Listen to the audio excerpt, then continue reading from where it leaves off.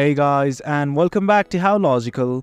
In this tutorial, we're gonna look at how to clear your search history for your OneDrive account. Now let us begin. Do note that I have already logged into my account. In case you have not do it right now, it is quite easy. If you don't know how to, well worry not. We have created a video regarding that as well. Now let's simply look at how to clear our search history. At the top right, you will see a gear-like icon that is called as Settings. It's right next to Plans and Upgrades. Click on it right now.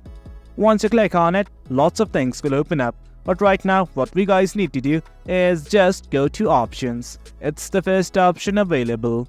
Once you click on this page, well, initially you will be in the Manage Storage section. But right now, what we guys need to do is simply scroll down to the bottom. That is called as Search. Click on it.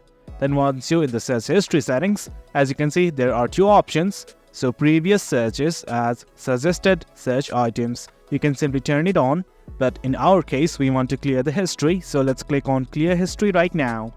And guys, that is it. That's how we clear your search history for OneDrive. Hope you guys found this video informative, and for more content like this, to remember to hit like, share and subscribe. Your support fuels us. Until next time, thank you.